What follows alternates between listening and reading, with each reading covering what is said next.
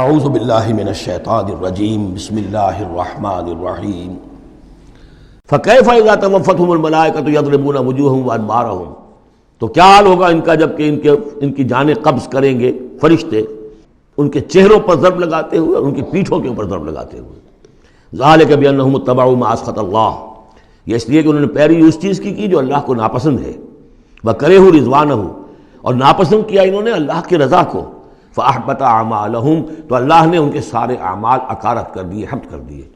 یعنی اب تک انہوں نے حضور کے پیچھے نمازیں جو پڑھی ہیں اور جو بھی کوئی نیکیاں کی ہیں، اب جب مرحلہ آ گیا ہے قتال کا اور یہ جی چرا رہے ہیں، تو گویا کہ وہ سارے ان کے اب تک کے جو اعمال ہیں وہ حبط ہو جائیں گے۔ ام حسب الذین فی قلوبہم مرض ان لن یخرج اللہ اضغانہم، کیا سمجھا تھا ان لوگوں نے کہ جن کے دلوں میں یہ روگ ہے کہ اللہ تعالیٰ ان کے کھوٹ کو ظاہر نہیں کرے گا، وہ اپنے کھوٹ کو اندر جو نفاق کی بیماری لیے پھرتے ہیں اس کو چھپائے رکھ سکیں گے؟ انہوں نے یہ سمجھا تھا، اللہ تعالیٰ نے تو اسے واضح کرنا تھا، فَلَيَعْلَمَنَّ اللَّهُ الَّذِينَ آمَنُوا وَلَيَعْلَمَنَّ الْمُنَافِقِينَ۔ تو ام حسب الذین فی قلوبہم مرض ان لن یخرج اللہ اضغانہم، انہوں نے یہ سمجھا تھا کہ اللہ تعالیٰ ان کے کھوٹ کو، دلوں کے کھوٹ کو علم نشرہ نہیں کر دے گا۔ وَلَوْ نَشَاءُ لَأَرَيْنَاكَهُمْ، اور اگر ہم چاہیں تو اے نبی آپ کو دکھا دیں کہ یہ ہیں وہ لوگ، فَلَعَرَفْتَهُمْ بِسِیمَاهُمْ، آپ ان کے چہروں سے انہیں خود ہی پہچان لیں گے۔ ظاہر بات ہے کہ ایک صادق الایمان شخص کا چہرہ اور ایک منافق کا چہرہ، انسان کے قلب کی کیفیت جو ہوتی ہے وہ تو چہرے کے اوپر جو ہے، face is the index of mind, ذہنی کیفیت جو ہے، قلب کی کیفیت جو ہے وہ چہرے پر ہوتی ہے۔ فَلَعَرَفْتَهُمْ، تو آپ پہچان ہی چکے ہیں انہیں ان کے چہروں سے، وَلَتَعْرِفَنَّهُمْ فِي لَحْنِ الْقَوْلِ، اور مزید آپ پہچان لیں گے انہیں ان کی گفتگو کے ڈھب سے، انداز سے۔ گفتگو میں بھی ظاہر بات ہے کچھ چاپلوسی کریں گے، کچھ ہیر پھیر ڈالیں گے، ایک مخلص آدمی کی گفتگو اور ایک اس طرح کے شخص کی گفتگو زمین و آسمان کا فرق ہوتا ہے۔ وَاللَّهُ يَعْلَمُ أَعْمَالَكُمْ، اللہ تمہارے اعمال کو خوب جانتا ہے۔ وَلَنَبْلُوَنَّكُمْ حَتَّى نَعْلَمَ الْمُجَاهِدِينَ مِنكُمْ وَالصَّابِرِينَ، اور ہم تو لازماً آزمائیں گے تمہیں، یہاں تک کہ ہم، ترجمہ تو ہوگا ہم معلوم کر لیں، ہمیں علم ہو جائے، لیکن چونکہ اہل سنت کا عقیدہ یہ ہے کہ اللہ کا علم تو قدیم ہے، تو یہاں ہم اس کی ترجمانی کرتے ہوئے کہتے ہیں ہم ظاہر کر دیں گے اس کو، تاکہ سب کے علم میں آ جائے، سب دیکھ لیں۔ ہم آزمائیں گے تمہیں یہاں تک کہ سب دیکھ لیں کہ مجاہدین کون ہیں تم میں سے، حتیٰ نعلم المجاہدین منکم والصابرین، اور وہ جو صبر کرنے والے ہیں، وَنَبْلُوَ أَخْبَارَكُمْ، اور ہم تمہارے سارے حالات کی پوری طریقے سے تحقیق کر لیں۔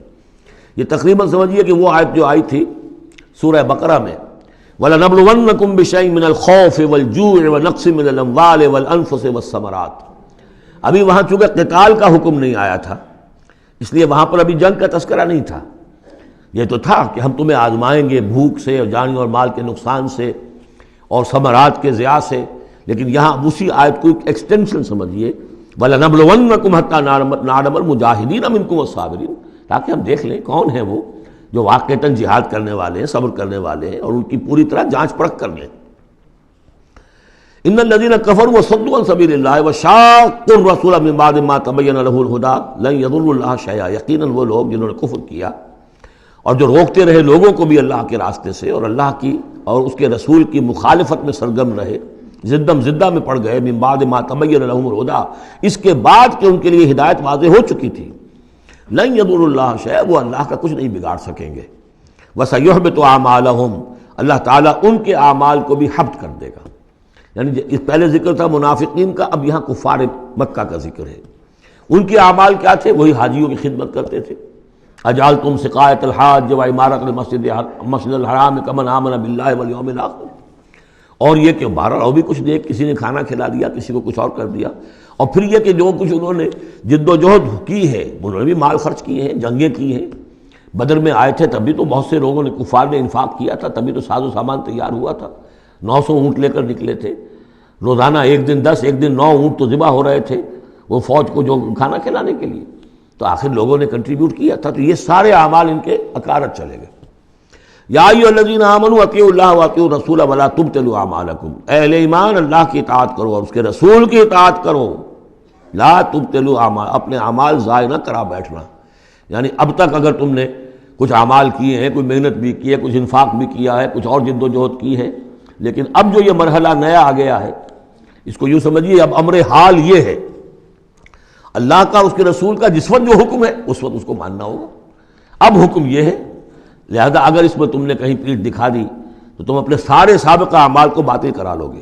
ان الذین کفروا وصدوا عن سبیل اللہ ثم ماتوا وهم کفار فلن یغفر اللہ لهم، یقیناً وہ لوگ کہ جنہوں نے کفر کیا اور اللہ کے راستے سے وہ روکتے رہے اور یا رکے رہے، یہ دونوں جیسے میں نے عرض کیا کہ صدا یا صدو جو ہے یہ فعل لازم بھی ہے، فعل متعدی بھی ہے۔ ثم ماتوا وهم کفار، اور وہ مر گئے اسی حال میں کہ وہ کافر تھے، فلن یغفر اللہ لهم، تو ایسے لوگوں کو اللہ تعالیٰ ہرگز نہیں بخشے گا۔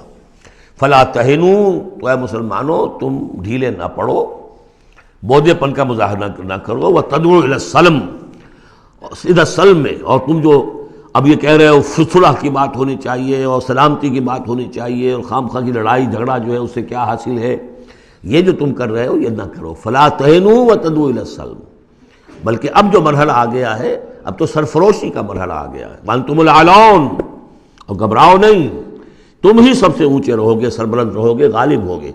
واللہ معکم، اللہ تمہارے ساتھ ہے، اس کی مدد تمہارے شامل حال ہے۔ ولن یترکم اعمالکم، اللہ تعالیٰ تمہارے اعمال ضائع نہیں کرے گا۔ انما الحیات الدنیا لعب و لہو، یہ دنیا کی زندگی تو کھیل ہے اور کچھ جی کا بہلانا ہے، اس کے سوا کیا ہے؟ آخرت کے مقابلے میں تو یہ دھوکے کا سامان ہے، دھوکے کی ٹٹی ہے۔ وما الحیات الدنیا الا متاع الغرور وان تؤمنوا وتتقوا یؤتکم اجورکم، اگر تم ایمان لاؤ، ایمان پر قائم رہو اور اپنے رب کا تقوی اختیار کیے رکھو، اللہ تعالیٰ تمہیں دے گا تمہارے بدلے، تمہارے اجر۔ ولا یسألکم اموالکم، اور وہ تم سے تمہارے مال نہیں مانگتا، مطلب یہ کہ سارے مال نہیں مانگتا یا تم سے زبردستی مال نہیں مانگتا۔ دیکھیے دونوں چیز ذہن میں رکھیے، اللہ مال تو مانگتا ہے، من ذا الذی یقرض اللہ قرضا حسنا، کون ہے جو اللہ کو قرض حسنہ دیتا ہے؟ کتنی مرتبہ کہا اللہ کی راہ میں انفاق کرو، اللہ کی راہ میں انفاق کرو۔ سورہ بقرہ میں ہم پڑھ چکے ہیں، انفقوا فی سبیل اللہ ولا تلقوا بایدیکم الی التہلکہ، اللہ کی راہ میں خرچ کرو، لگا دو، اپنے آپ کو اپنے ہاتھوں ہلاکت میں مت ڈالو۔ یہ اللہ کا مال مانگنا تو ہے، لیکن ایک تو یہ کہ جبر نہیں کیا۔ یہ کمال ہے محمد رسول اللہ صلی اللہ علیہ وسلم کا، اتنی عظیم انقلابی جد و جہد۔ کبھی آپ نے نہیں کہا کہ ایمرجنسی ہے لہذا اب سب کا مال ضبط، فلاں کا مال ضبط، کچھ نہیں۔ جو بھی تشویق ہے، ترغیب ہے، لیکن جس نے دیا اپنی مرضی سے دیا، سوائے ایک جنگ کے نفیر عام بھی نہیں تھی، تشویق ہے، ترغیب ہے۔ حرض المؤمنین علی القتال، نکلو اللہ کی راہ میں، شہادت جو ہے اس کو اپنا مقصود سمجھو، شہادت ہے مطلوب و مقصود مومن، جبر نہیں کیا۔ یہ کمال ہے میرے نزدیک، ویسے تو کمال ہر پہلو سے ہے، لیکن یہ نکتہ بھی ذہن میں رکھیے کہ کہیں بھی کسی صورتحال میں جبر کا معاملہ نہیں آیا۔ تو اللہ تعالیٰ تم سے جبرن نہیں مانگتا یا کل کے کل مال نہیں مانگتا۔ ان یسألکموہا، اگر وہ تم سے مانگے تمہارے سارے مال، فیحفکم، اور تم پر سختی کرے، تنگی کرے، تبخلوا، تم بخل سے کام لوگے، ویخرج اضغانکم، اور اللہ ظاہر کر دے گا پھر تمہارے اندر کے کھوٹ کو، جو تمہارا کھوٹ اندر ہے وہ زبانوں پر آ جائے گا، جیسا کہ غزوہ احزاب کے موقع پر آ گیا کہ ما وعدنا اللہ ورسولہ الا غرورا، منافقین نے یہ بات کہہ دی کھلم کھلا کہ اللہ اور اس کے رسول نے تو ہمیں دھوکہ دیا، سب باغ دکھائے۔ ہاں انتم ہؤلاء تدعون لتنفقوا فی سبیل اللہ، تمہیں بلایا جا رہا ہے، ترغیب دی جا رہی ہے، تمہیں تشویق دی جا رہی ہے کہ تم اللہ کی راہ میں خرچ کرو، لتنفقوا فی سبیل اللہ، فمنکم من یبخل، تم میں سے کوئی وہ بھی ہے جو بخل سے کام لیتے ہیں، ومن یبخل فانما یبخل عن نفسہ، جو کوئی بخل سے کام لے رہا ہے وہ بخل اپنے آپ سے کر رہا ہے، وہ اپنے وہ فائدے چھوڑ رہا ہے کہ جو انفاق سے اسے ملیں گے۔ ایک کے 700 ملتے ہوں تو اگر نہیں دے رہے آپ ایک تو کس کا گھاٹا کیا؟ اپنا نقصان کیا نا، تو وہ تو اپنی جان سے ہی نفس کا جو ہے بخل کر رہا ہے۔ واللہ الغنی وانتم الفقراء، اور اللہ تعالیٰ تو غنی ہے، یہ تو تمہارے امتحان کے لیے مانگ رہا ہے تم سے، اللہ کو قرض دو۔ اللہ تعالیٰ تم سے صدقات بھی قبول کر لیتا ہے، وَيَقْبَلُ الصَّدَقَاتِ، صدقات قبول کر لیتا ہے۔ یہ اللہ تعالیٰ کی طرف سے تمہارے لیے تمہارا اعزاز ہے، اکرام ہے۔ واللہ الغنی، حالانکہ وہ غنی ہے، وَأَنْتُمُ الْفُقَرَاءُ، اور محتاج اصل میں تم ہو۔ وَإِن تَتَوَلَّوْا، یہ آیت بڑی فیصلہ کن ہے۔ ان تتولوا، اگر تم پیٹھ پھیر لوگے، یستبدل قوما غیرکم، تو تمہیں ہٹا کر کسی اور قوم کو لے آئے گا، ثم لا یکونوا امثالکم، پھر وہ تمہاری طرح کے نہیں ہوں گے۔ اب یہ ہو سکتا ہے کہ اس کا اطلاق جو ہے اس وقت کے کچھ لوگوں پر بھی ہوا ہو کہ جنہوں نے منافقت کی بنا پر پیٹھ موڑ لی، اللہ نے اپنے نبی کے لیے ان سے زیادہ جو ہے جانثار قسم کے اہل ایمان جو ہے وہ فراہم کر دیے۔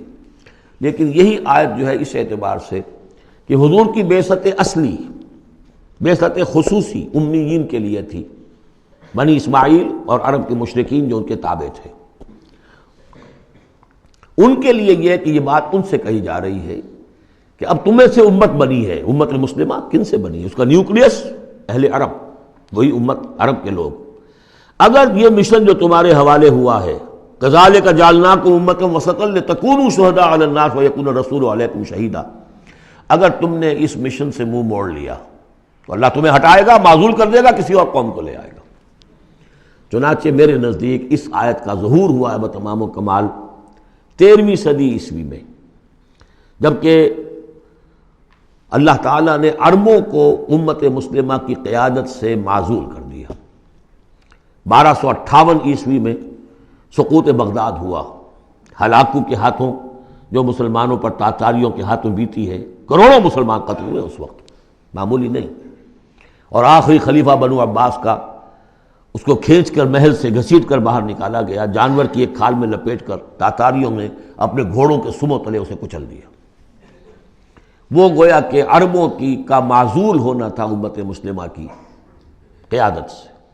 اس کے بعد کچھ عرصہ گزرا ہے، لیکن پھر اللہ نے وہ ایک معجزہ دکھایا کہ انہی تاتاریوں میں سے کتنی قومیں ایمان لے آئیں۔ ہے آیا فتنہ تاتار کے افسانے سے، پاسماں مل گئے کعبے کو صنم خانے سے۔ پھر وہی تاتاری تھے جن میں سے ترکان تیموری نکل آئے، ترکان صفوی نکل آئے، ترکان سلجوقی ان سے بھی پہلے آ چکے تھے، اور ترکان عثمانی، پھر گریٹ آٹومان امپائر، پھر خلافت بھی اللہ نے پھر وہاں منتقل کر دی۔ 400 برس کا خلافت جو ہے وہ بھی ترکان عثمانی کے پاس رہی۔ ان تتولوا یستبدل قوما غیرکم ثم لا یکونوا امثالکم۔ صدق اللہ العظیم۔